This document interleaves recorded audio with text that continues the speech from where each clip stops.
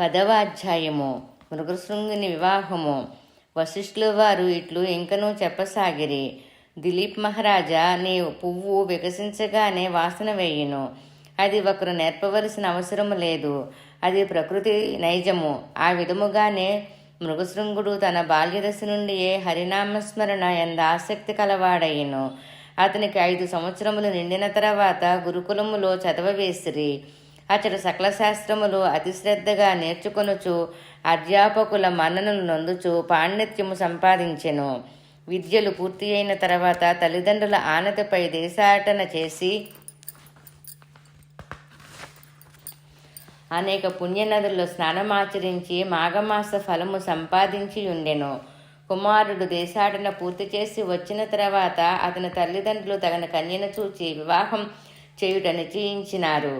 మృగశృంగుడు తాను వరించిన సుశీలను మాత్రమే వివాహము చేసుకొనదనని తన మనోనిశ్చయము తల్లిదండ్రులకు తెలపగా కుమారుని ఇష్టప్రకారముగా ఒక మంచి ముహూర్తమున మృగశృంగునకు సుశీలతో అతి వైభవముగా వివాహము చేసిరి.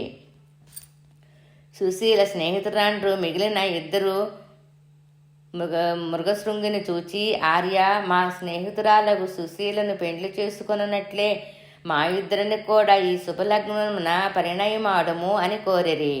మృగశృంగుడు ఆశ్చర్యపడి అసంభవం, అది ఎట్లు జరుగును అని ప్రశ్నించగా, మా సుశీలను పెండ్లాడినట్లే మమ్ము కూడా పెండ్లాడు అని పెండ్లాడమని ఆ ఆడబడుచులు పట్టుబట్టినారు. మరి పురుషునకు ఒక్క భార్య ధర్మము కాని ముగ్గురు అని మృగశృంగుడు ప్రశ్నించగా, ముగ్గురు యువతులను పురుషుడు వివాహము చేసుకొనుటకు శాస్త్రములు అంగీకరించున్నవి కదా. దశరథునకు 3 భార్యలు, శ్రీకృష్ణునకు 8 భార్యలు, పరమేశ్వరునకు గంగా గౌరి 2 కదా. వారికి లేని అభ్యంతరములు నీకు కలవా అని ప్రశ్నించి ఆ కన్యలు అతనిని చుట్టుముట్టిరి. మృగశృంగుడేమి జవాబు చెప్పలేకపోయాడు. వివాహపు వేడుకలకు చూడవచ్చిన అనేక మంది మునీశ్వరులు కూడా మృగశృంగ అభ్యంతరం తెలపవలదు. ఆ 2 కన్యల అభిష్టము నెరవేర్చుము, వారు దుఃఖించిన నీకు జయము కలగదు. అయినను ఇటువంటి సంఘటనలు మున్ను అనేకులు జరిగియున్నవి అని పలికిరి. పెద్దలందరి అభిమతము ప్రకారము మృగశృంగుడు ఆ 2 కన్యలను కూడా వివాహము చేసుకున్నాడు. ఈ విధంగా మృగశృంగుని వృత్తాంతము దిలీపునకు వివరింపగా, మహర్షి, వివాహములెన్ని విధములు, వాటి వివరములు తెలియచేసి నన్ను సంతృప్తిని చేయుడు అని అతడు ప్రార్థించగా, వశిష్ఠుల వారు మరలా ఇట్లు చెప్పసాగిరి. రాజా, వివాహములెన్ని విధములో వాటి వివరములేమో చెప్పెదను, సావధానుడివై ఆలకింపుము. బ్రాహ్మణ కన్యను బాగుగా శృంగారించి వరుని పిలిచి చేయు వివాహమును బ్రహ్మ అని పేరు. యజ్ఞము చేయువానికి యజ్ఞము చేయు అర్హత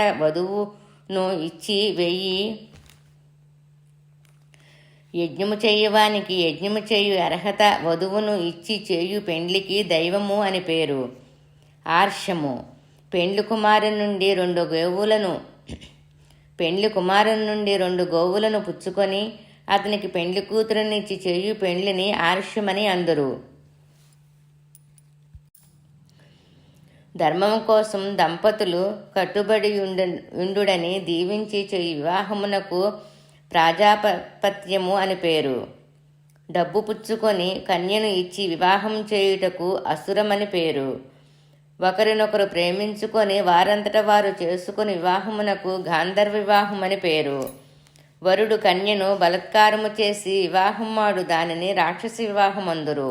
మోసగించి అనగా మాయ మాటలచే నమ్మించి పెండ్లి చేసుకుని దానికి పైశాచికమని పేరు. ఈ 8 రకములు వివాహ సంబంధమైన పేర్లు. ఇంకా వాటి ధర్మములు తెలియపరచుదను, ఆలకింపుము. గృహస్థాశ్రమ లక్షణములు. మంచి నడవడికతో ఇహము పరము సాధించవలయనన్న ఈ గృహస్థాశ్రమం ఒక్కటియే సరి అయిన మార్గము. భార్యయు భర్తయు అనుకూలముగా నడుచుకొనుట, ఉన్నంతలో తృప్తి చెందుట, దైవభక్తితో నడుచుకొనుట, అతిథి సత్కారములు ఆచరించుట మొదలగు సద్గుణములలో నడుచుకునేవాడే సరి అయిన గృహస్థుడనబడును. నోములు నోచుట, వ్రతములు చెయ్యుట, పర్వదినములలో ఉపవాసములుండి, కార్తీక మాసమునందున మాఘమాసమందున నదీ స్నానములు చేసి కడు నిష్ఠతో శివకేశవులను స్మరించుట మొదలగు కార్యములను ఆచరించుట వారికి మంచి తేజస్సు కలుగును. ప్రాప్తకాలమున నిద్ర నుంచి లేచినప్పుడు భగవంతుని స్మరించుకొని లేచి కాలకృత్యములు తీర్చుకొని స్నానము చేసి నిష్ఠతో భగవంతుని పూజించవలయును. కార్తీక మాసమందు, మాఘమాసమందు, వైశాఖ మాసమందు తన శక్తి కొలది దాన ధర్మములు చేసినచో గొప్ప ఫలము కలుగును. కాన ప్రతి మనుజుడు ఇహసుఖములోనే కాక పరలోకమును గురించి కూడా ఆలోచించవలయును. పతివ్రత లక్షణములు. పురుషుడు తనకు సద్గతి కలిగే నిమిత్తం అనేక ఘనకార్యములు చేసిన కానీ మంచి ఫలము పొందలేకపోవచున్నాడు. అటులనే ప్రతి స్త్రీ తన భర్తను దైవముగా భావించి మనసారా ఆరాధించవలెను. తన భర్త యొక్క మంచి గుణములనే స్వీకరించవలెను కానీ అందాన్ని ఆకారాన్ని చూచి మురిసిపోకూడదు.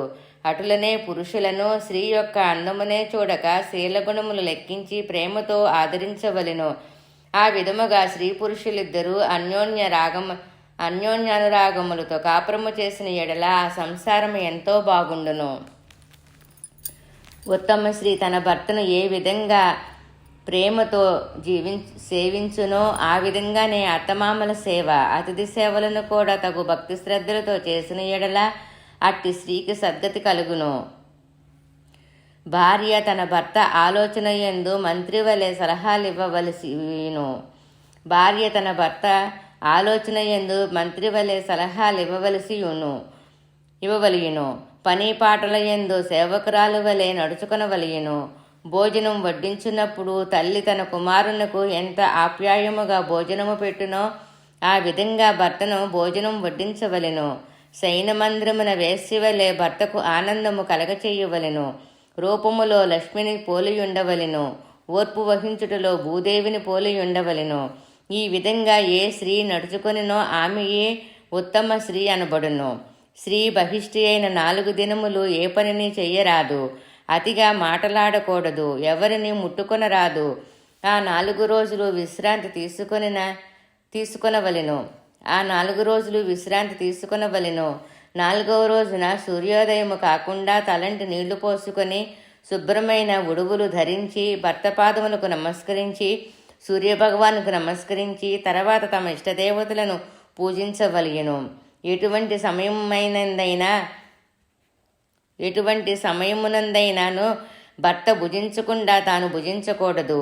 ఇటువంటి లక్షణములు కలిగి ఉన్న ఆ 3 కన్యలను మృగశృంగుడు పెండ్లాడి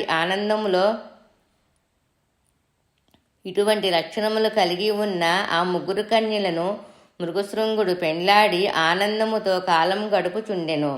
గృహస్థాశ్రమమును ఆదరించుచుండెను. మృకుండుని జననము. ఉత్తమ లక్షణములు గల స్త్రీలను పెండ్లాడి తిని కదా అని మృగశృంగుడు మిగులు ఆనందించెను. ఆ 3 పడుతులతోనూ సంసారము చేయుచుండెను. అటులు కొంతకాలము జరిగిన పైన సుశీల అను భార్య గర్భము ధరించి ఒక శుభలగ్నమున కుమారుని కనెను.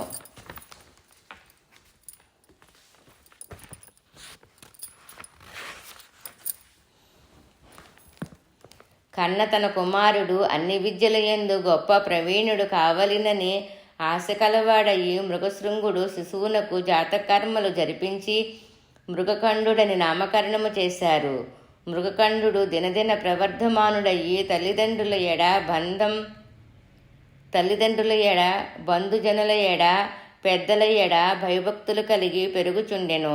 5 ఏళ్లు నిండినవి.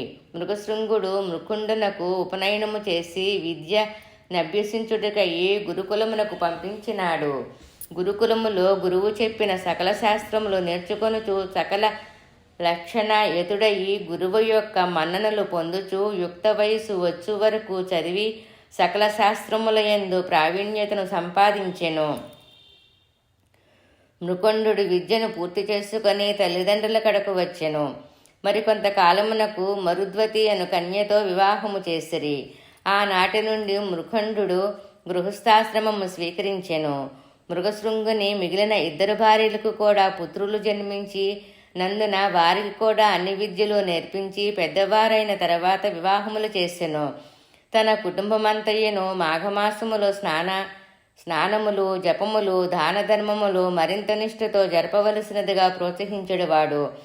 తామార్జించుకున్న మాఘమాస ఫల ప్రభావంచే సంసారమునందు ఏ ఇబ్బందియు లేకుండా ఉండుటే కాక మృగశృంగునకు మనములు కూడా కలిగినందున మరింత ఆనందించి తన వంశవృక్షం శేఖోపశేఖాలుగా చున్నది కదా అని సంతసించుచూ తనకింత ఏ ఆశలు లేనందున భగవత్ సాన్నిధ్యమునకు పోవలనని సంకల్పించి తపస్సు చేసుకొనుటకు అడవికి వెళ్ళి తన తపోబలముతో శ్రీ మహావిష్ణువుని ప్రసన్నను చేసుకొని నారాయణుని కృపకై పాత్రుడయి వైకుంఠమునకేగెను.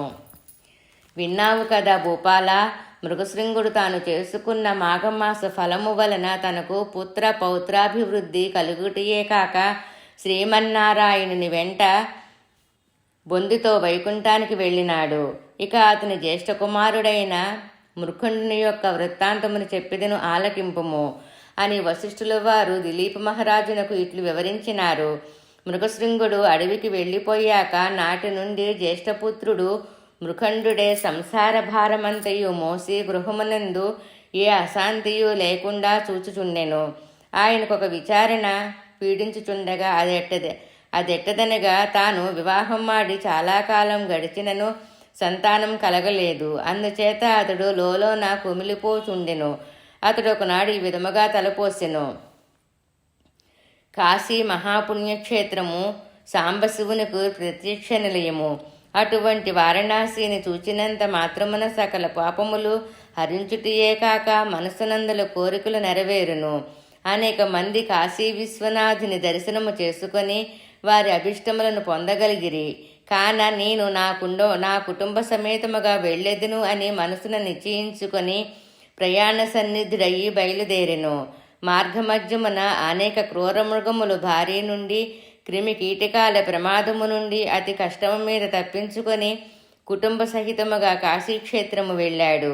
కాశీపట్టణము నానుకొని పవిత్ర గంగానది తన విశాల బాహువులను చాచి ప్రశాంతముగా ప్రవహించుచున్నది. మృకండు పరివార సహితముగా ప్రసిద్ధి చెందిన మణికర్ణకా ఘట్టమున కాలకృత్యాది స్నాన విధులు నెరవేర్చుకొని విశ్వనాథుని మందిరమునకు బయలుదేరి వెళ్ళాడు. ఆలయంలోనికి రాగానే మృగండునకు ఎక్కడ లేని ఆనందము కలిగినో తన జన్మ తరించినని తాను కైలాసమందున్నట్లు తలంచి విశ్వేశ్వరుని భక్తి శ్రద్ధలతో ప్రార్థించెను. ఈ విధంగా కుటుంబ సహితంగా మృకండు కాశీ విశ్వేశ్వరుని ధ్యానించి ఒక లింగమును ప్రతిష్ఠించి దానికి మృకండేశ్వర మహాలింగం అని నామకరణం చేసి దానికి ఎదురుగా తన భార్య పేర మరొక లింగమును ప్రతిష్ఠించెను. ఆ విధంగా 1 సంవత్సరము వరకు విశ్వేశ్వరుని సన్నిధానమునందు గడిపినెంచెను. ఒక దినమున మృకుండిని 3 తల్లులు పవిత్ర గంగానదిలో స్నానమాచరించి విశ్వేశ్వరుని పూజించుచుండగా వెంటనే తెలివి తప్పి ప్రాణములు విడిచిరి. మృకుండు చాలా దుఃఖించును. విధిని ఎవరూ తప్పించలేరు కదా. అయినా ఈశ్వరుని ధ్యానించుచు ప్రాణములు విడిచిరి. చనిపోయిన 3 తల్లులకు మృకండు యథావిధిగా దహన సంస్కారములు గావించి మాతృణమును తీర్చుకొన్నాడు. మృకండునకు ఎంత కాలమునకు సంతానము కలుగనందననే కాశీక్షేత్రమునకు వచ్చినాడు కదా. సంతానము కొరకు భార్య సమేతంగా విశ్వనాథుని గూర్చి తపస్సు చేసినాడు. అనేక దాన ధర్మములు చేసినాడు. అతను తపస్సుకు మెచ్చి పార్వతీ పరమేశ్వరుడు ప్రత్యక్షమైరి. మృకండునకు అతని భార్య మరుద్వతికి అమితానందము కలిగి పరమేశ్వరుని అనేక విధాల స్తుతించగా, పరమేశ్వరుడు, మహాముని, మీ భక్తికి ఎంతయో సంతసించినారము. మీరు చేయు తపస్సు మమ్మెంతో ఆకర్షించినది. మీ నిష్కళంక భక్తికి మెచ్చి మీ కోరికలను తీర్చగా వచ్చినారము. కాన మీ అభిష్టము నెరింగింపుడు అని పలికెను. అంతరం మృకండు నమస్కరించి, మహాదేవ, తల్లి అన్నపూర్ణ, ఇవే మా నమస్కృతులు. లోకరక్షక, మీ దయ వలన నాకు సలక్షణవతి సౌందర్య సుకుమారవతియగు పత్ని లభించినందువలన నేను మిమ్ము ధ్యానించుచు ఆమెతో సంసార సుఖము అనుభవించుచున్నాను. కానీ ఎంతకాలమైనను మాకు సంతానం కలగనందున కృంగి కృషించుచున్నాము. సంతానము లేని వారికి ఉత్తమ గతులు లేవు కదా. కావున మాకు పుత్ర సంతానము ప్రసాదించ వేడుకొనుచున్నాను అని పార్వతీ పరమేశ్వరుని ప్రార్థించాడు. మృకుండుని దీలాలాపములు ఆలించి మృకుండుని దిలాలాపములు ఆలకించి త్రినేత్రుడిట్లు పలికెను. మునిసత్తమా, నీ మనోభీష్టము నెరవేరగలదు. కానీ ఒక నియమమున్నది. బ్రతికి ఉన్నంత వరకు వైధవ్యముతో నుండు పుత్రిక కావలియునా లేక అల్పాయుష్కుడకు పుత్రుడు కావలియునా అని ప్రశ్నించిరి. మృకుండునకు ఆశ్చర్యము కలిగెను. పరమశివుని మాటలకు ఆలోచనలో పడవలసి వచ్చెను. కొంత తడువాగి, హే శశిధర, నన్ను పరీక్షింపనించితివా? నాకు జ్ఞానోదయం అయినది మొదలు నేటి వరకు మీ ధ్యానముననే సలుపుచూ సేవించుచున్న నాకు ఏమి చెప్పవలిగినో తోచుకున్నది. ఆయనను కలకాలము వైద్యముతో కృంగి కృషించే పుత్రిక కన్నా అల్పాయుష్కుడకు పుత్రరత్నమునే ప్రసాదింపుడు అని అడిగెను. అటులనే అగుగాక అని వరమిచ్చి త్రిశూరధారి పార్వతీ సమేతముగా అంతర్ధానమయ్యెను. పరమేశ్వర అనుగ్రహమున ఒక శుభముహూర్తమున పుత్రుని కనెను. మృకండునకు పుత్ర సంతానము కలిగిననే అనేక మంది ఋషి సత్తములు బాలును చూడవచ్చిరి. వ్యాస మహర్షి కూడా వచ్చి ఆ బిడ్డకు జాతకర్మ చేసి మార్కండేయుడిని నామకరణము చేసి వెళ్ళెను. ఓ దిలీప్ మహారాజా, పరమపూజ్యుడను భాగవతోత్తములడును యగు మృకండు పరమేశ్వరుని మెప్పించి వారి దయకు పాత్రుడయి సుపుత్రుని బడిసెను. మాఘపురాణము 10వ అధ్యాయము సంపూర్ణం.